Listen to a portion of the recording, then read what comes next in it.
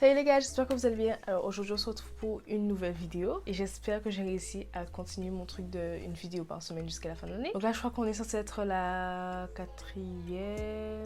Et aujourd'hui, comme tu l'as vu dans ce titre, je vais faire une vidéo sur des poses et astuces qu'on peut prendre pour faire des photos, des vidéos comme tu veux. Enfin, surtout pour les photos là ça sera. Et si ça vous intéresse pour les vidéos, comment je fais, etc. Ça sera dans une prochaine vidéo, donc dites-moi en commentaire si vous voulez. Je suis pas là une pro des photos. Franchement, moi, mon Instagram, bon, c'est des photos un peu basiques et tout. Mais il y a des photos, des fois, qui sont travaillées et des photos que je réfléchis quand même. Donc, moi, je veux partager avec vous mes astuces. Je sais pas, les petites astuces en mode, oui, fais ci, fais ça. C'est des astuces qui sont, en vrai, c'est un peu... Tu te dis mais oh là là, pourquoi est-ce qu'elle prend ça? Mais en vrai c'est utile, ça sert vraiment, vraiment, genre voilà. Mais c'est des conseils à notre niveau, enfin moi à mon niveau d'enfant qui est au lycée, donc pas enfant parce que je serai bientôt majeure. L'an prochain, justement, bientôt. Et ben c'est des choses que je peux faire moi avec ce que j'ai autour de moi et tout. Donc histoire d'avoir des belles photos qui te correspondent, que tu aimes, avec des astuces un peu rigolotes, parce que mes astuces c'est pas des trucs en mode fais ci fais ça, mais c'est des astuces rigolotes entre guillemets. Du coup ben on va commencer, j'ai tout noté, je me suis vraiment organisée dans cette vidéo parce que je veux bien faire les choses. Donc installe-toi bien, prends des notes si tu veux pas c'est pas grave, écoute, bon voilà, nous allons commencer. Bye and everything nice.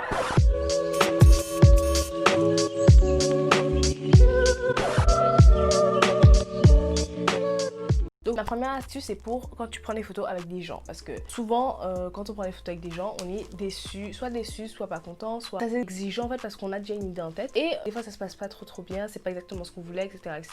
Donc moi c'est des astuces déjà pour commencer avec les gens, quand tu prends des photos avec des gens. Donc premièrement, moi franchement c'est une astuce que j'ai commencé à prendre depuis quelques temps, voilà, enfin maintenant je fais plus trop de photos donc voilà, ça va sur mon Instagram, c'est des photos de moi il y a longtemps, enfin. Et justement en parlant du fait que moi mes photos que je poste c'est pas des photos de moi tout de suite, moi j'utilise une application qui s'appelle Anoom, donc je vais la mettre. Et moi c'est l'application que j'utilise pour pouvoir prévoir mes posts en fait, parce que moi je fais pas des photos tout le temps, mais quand je fais des photos tout est prévu, tu vois, parce que moi je fais pas, enfin moi j'arrive pas à faire des photos en mode je fais un selfie, j'aime bien ma tête, je poste parce que je n'aime jamais ma tête. J'utilise Anoom pour pouvoir prévoir mes photos, pour pouvoir organiser mon Instagram, pour savoir comment ce qui sera, parce qu'il y a des gens qui créent un deuxième Instagram et qui postent des photos, enfin un Instagram privé où il y a 0 abonnés, 0 autre, enfin il y a rien, c'est un Instagram privé, et qui postent des photos à eux pour voir comment est-ce qu'ils vont organiser leur Instagram. Et ben Anoom c'est un peu la même chose, sauf que au lieu d'avoir créé un deuxième Instagram avec ton adresse mail machin, tout ça de temps pour pouvoir juste poster tes photos pour que tu puisses voir comment est-ce qu'ils seront sur ton vrai compte, et ben là c'est la même chose sauf que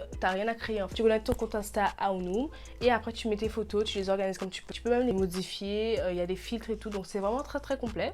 Voilà, donc ça c'était juste la petite parenthèse pour te dire qu'est-ce que j'utilise. Ensuite, donc je reviens au fait que quand tu prends une photo avec des gens, donc moi ce que j'essaie de faire en ce moment, c'est que, enfin en ce moment, quand je prends les photos, c'est au lieu de m'énerver, à dire à la personne oui mais c'est pas comme ça, je voulais pas que tu fasses comme ça, que tu cadres comme ça, non mais je voulais qu'on voit le cocotier, etc. Tout simplement la personne qui prend la photo pour toi, donc imaginons c'est moi qui prends ta photo, j'ai ton téléphone, tu me dis oui prends la photo de moi devant l'arbre qui est là. Au lieu que tu t'énerves sur moi parce que j'arrive pas à faire ta photo, moi ce que je fais c'est que je peux dire à la personne qui prend ma photo d'aller en tant que modèle, moi je prends la photo que je voulais avoir, je montre à la personne, je cadre comme je voulais. Et ensuite quand la personne revient, je lui montre, moi je voulais ça.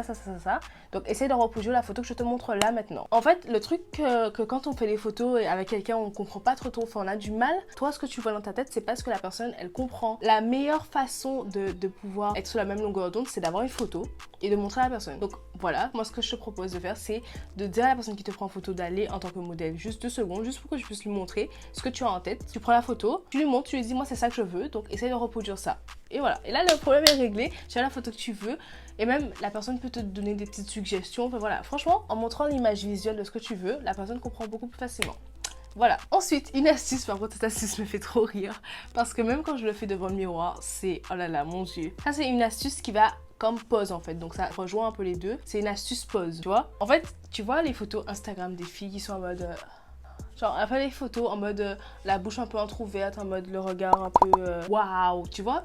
Moi, j'aime bien voir ces photos-là. Et moi, je veux faire aussi. Et je suis sûre que toi aussi, tu veux faire. Des fois, tu te dis, ouais, allez, go faire. Qu'est-ce que je te propose? Entraîne-toi devant ton miroir déjà pour pas ressembler à une débile. Si tu fais la photo avec une personne, tu vois. Alors déjà, prends ton miroir. Et en fait, tu... Pardon, ça me fait trop rire, mais je vais le faire maintenant et c'est un peu ridicule, mais ça fonctionne. Vraiment, moi j'ai des photos, je vais essayer de mettre la photo, mais il y a une photo de moi où j'ai réussi à le faire et je suis en mode...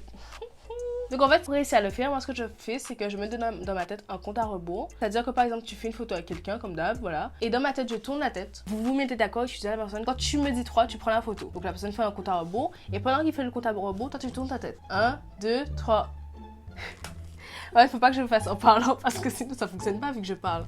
Mais en gros, tu dois tourner ta tête. Tu fais un compte à rebours et tu retournes ta tête en mode furtif. Et là, ça fait des belles photos. Donc je vais essayer de le faire. Ça va être drôle, mais attends.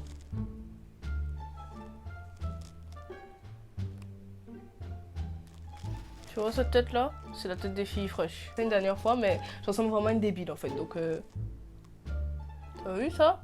Ça c'est frais. Non, je ressemble vraiment à une débile. Tu vois, bon, ouais, oh, hein? Je sais pas, tu mets ta main dans tes cheveux. 1, 2, 3. T'as vu? Ok, donc franchement ça fonctionne parce que je sais qu'avec un photographe, du coup j'avais du mal à faire des poses et tout. C'est avec lui que j'avais fait ça et ça avait super bien fonctionné parce que mon visage sortait tellement bien. Donc tu peux faire ça avec tes amis ou si t'es avec un photographe ou juste toute seule, tu vois, tu poses ton téléphone, tu mets l'ordinateur et voilà. Ensuite, moi mes astuces c'est pas des trucs anodins, moi c'est vraiment des trucs perchés. Donc là la prochaine astuce, qu'est-ce que c'est? C'est par rapport au visuel d'une photo, c'est-à-dire en fait la lumière. Des fois tu veux une photo avec beaucoup de lumière, genre tu veux que ta peau ressorte bien, etc. Tu veux que ça soit net, beau, etc. Et tu n'as pas peut-être une lumière avec toi. Du coup, qu'est-ce que je te propose? D'utiliser un pare-soleil. Oui, un pare-soleil, le truc qu'on met sous la voiture et tout. Il n'y a pas de souci, ça fonctionne très bien. Et en gros, en fait, avec le pare-soleil, tu ouvres le pare-soleil, soit tu le poses sur un truc. Si t'es tout seul, tu essaies de le poser un truc au niveau de ton visage ou de là où tu seras. Ou si t'es avec des gens, tu demandes à la personne juste de tenir et de jouer un peu sur les mouvements pour que la lumière sur ton visage et ça fonctionne très bien franchement. Astuce suivante qui n'est pas des moindres, franchement ok c'est un peu bateau mais franchement c'est vrai, d'enregistrer en fait par exemple des posts que vous avez vus sur Instagram ou des lieux. Par exemple, je sais pas moi, enfin, vous savez, il y a la fonction enregistrer. Donc, moi, j'ai un onglet rempli de photos, des posts, des lieux, des trucs ou sur Instagram. Par exemple, si vous voyez une post trop belle d'une fille, vous l'enregistrez pour que le jour où vous voulez faire une photo, vous savez pas trop quoi faire, vous regardez dans votre album et vous voyez, il y a plein de trucs qui vous correspondent parce que c'est des choses que vous avez aimées, voilà. Et tu enregistres des photos, des endroits, des lieux où tu aimerais faire des photos comme ça. Un jour, imagine, je sais pas, moi, t'es à Anse-Bertrand et tu te rappelles qu'il y avait une fille qui a fait une photo dans un endroit trop beau à Anse-Bertrand. Tu vas dans ton dossier et tu vois que c'est là. Et toujours dans le même cadre en fait d'enregistrer des lieux, etc. Il y a des moments où on a des endroits super beaux et on n'a pas le temps de faire la photo qu'on veut. Du coup, surtout, n'hésitez pas à prendre des photos des endroits que vous avez vus et que vous dites la prochaine fois quand je reviens ici, il faut que je fasse une photo là parce que vous savez, des fois on n'a pas le temps de faire la photo en fait. On a des trucs à faire, les parents sont en mode dépêche-toi Laurie. Donc des fois tu as juste à enregistrer, tu prends une petite photo de l'endroit, tu as mis ton album qui sera prévu pour du coup. Et la prochaine fois tu sais que tu auras envie de faire une photo là parce que l'endroit t'a plu en fait. Le fait de le prendre en photo, ça va te le garder en mémoire parce que moi des fois je me dis ouais je veux trop faire une photo là et puis comme par hasard je rentre à cet endroit là mais j'ai oublié en fait du coup voilà. Ensuite, moi j'ai jamais eu l'occasion de pouvoir faire ma photo mais quand je trouverai l'occasion, quand je serai à New York parce que je compte bien aller à New York hein, je sais pas comment, ou au Japon quand je serai à ces deux endroits là, je ferai cette photo, cette fameuse photo. En fait, de faire des photos à pose longue. Qu'est-ce que c'est? En fait, c'est une photo, enfin, selon moi, ce que j'ai compris par rapport aux photos à pose longue, c'est qu'en fait, c'est comme un time-lapse, mais en photo. Parce que time-lapse, c'est un accéléré de même endroit. Donc, tu poses ton téléphone pendant 30 minutes au même endroit sans le toucher. Et voilà, ça fait un time-lapse. Sauf que moi, c'est une photo à pose longue. Donc, c'est un peu la même chose, sauf que time-lapse, c'est les vidéos. Si je ne me trompe pas, si je me trompe, désolée. Et cette photo à pose longue, j'ai les photos en mode, tu vois, genre, il y a les lumières qui passent. Enfin, par exemple, si tu es à New York et qu'il y a les voitures qui passent, et ben ça te permet de faire des photos avec les lumières en mode c'est hyper rapide, tu vois. Et il y a un moyen de faire ça sur l'iPhone. L'idéal, ce serait d'avoir un trépied avec toi, tu vois, parce que en fait, le but de la photo à pose longue, c'est que ça bouge pas trop pour que toi, ton corps soit net et que le reste soit flou en mode avec les lumières qui vont vite, tu vois. Le principe, c'est simple. Tu fais juste une photo, tu actives le mode live, tu vois, le petit rond avec un petit point et quand tu appuies dessus, c'est jaune. Tu fais ta photo et tu restes sans bouger pendant 30 secondes, voilà. Tu restes comme ça pendant 30 secondes. Ensuite, tu prends ton téléphone, tu vas dans la photo et ensuite tu glisses à différents modes. Et le troisième, justement, c'est celui qui va nous intéresser, la photo à pose longue. Tu appuies dessus, ça va charger un petit peu. La meilleure, mais j'attends tellement le jour pour pouvoir faire ma photo. Je trouve ça trop frais vraiment, mais il faut vraiment avoir le bon lieu et tout. Donc moi, j'attends. Ensuite, même si je sais que ça c'est un truc courant, mais on oublie des fois. Moi, j'oublie souvent qu'en fait, pour avoir une photo, un selfie par exemple de moi net, je galère en fait. Si c'est sur appareil photo, je galère parce que ma main tremble un peu. Elle est nette, hein, mais elle est pas nette, tu vois. C'est le truc banal, mais j'oublie en fait. Du coup, si tu sais déjà, si tu fais déjà, tant mieux pour toi, mais si tu es comme moi et que tu oublies à chaque fois, je te rappelle que pour prendre une petite photo normale de toi, tu peux juste appuyer sur le bouton volume haut en fait et ça te fait une photo. Moi j'oublie à chaque fois. Je sais c'est pas un truc de ouf mais quand tu fais une photo et que tu veux que ce soit net, moi ce qui m'arrive souvent en fait c'est que, bon imaginons ça c'est mon téléphone tu vois, je fais ma photo d'après moi et mon pouce une fois qu'il arrive pour appuyer sur le bouton, ma main commence un peu à trembler mais légèrement, mais ça fait pas un truc net. Ensuite là je vais parler pour les personnes qui font des photos par exemple du corps entier qui sont seules. J'ai deux techniques, donc d'abord le retardataire, ça c'est la technique basique tout le monde sait, mais notamment avec cette technique j'ai une qui va avec ou sans. C'est à dire que pour le retardataire soit tu peux téléphone loin et t'actives ton retardataire et après tu cours jusqu'à arriver pour faire ta photo, ou bien il y a la deuxième technique qui peut être utilisée soit sans le retardataire ou avec le retardataire, c'est en fait utiliser les écouteurs. Donc ça fait comme les appareils photo, tu sais c'est l'appareil photo, c'est une petite boîte où le monsieur met sa tête sous un truc et là un petit bouton pour appuyer, ça fait et ça fait un jet de lumière pour la photo. Bah là c'est un peu ça, sauf qu'il n'y a pas de lumière, il n'y a pas de boîte et tout, c'est juste toi et ton téléphone. Et avec le truc d'écouteur, ben tu vois, tu fais ta photo au loin. Donc ça tu peux utiliser cette méthode avec le retardataire, ce que je pense qui est la plus intéressante parce que même si tu mets un retardateur de 3 secondes, t'appuies, tu jettes les écouteurs. Bon, tu jettes les écouteurs et après voilà, t'attends et ça fait ta photo à distance un peu. Enfin après je sais pas exactement quelle est la longueur des écouteurs, mais je pense que t'as quand même de quoi faire, enfin voilà. Et la dernière technique quand t'es seule en fait, c'est de privilégier les rafales. Moi avant je prenais une photo, sauf que maintenant ce que je fais c'est que je fais une rafale, genre je laisse mon doigt appuyé et je bouge comme ça et après je choisis dans tout le panel de vidéos, genre il y en a beaucoup, je choisis celle où j'aime ma tête. Tu fais une photo, que tu vois à l'écran, t'es pas sûr de l'aimer en fait, donc autant bouger, faire des trucs en mode Je conseille ça plutôt que de faire 10 milliards de photos d'affilée en mode Je trouve que c'est mieux de faire des rafales parce que du coup ça fait un seul bloc photo, genre dans ton espace galerie t'auras un seul bloc photo avec toutes les poses que t'as fait dans ça. Du coup ça optimise un peu plus le temps et le jour où tu peux trier les photos du truc, tu vas dedans, tu fais sélectionner et voilà.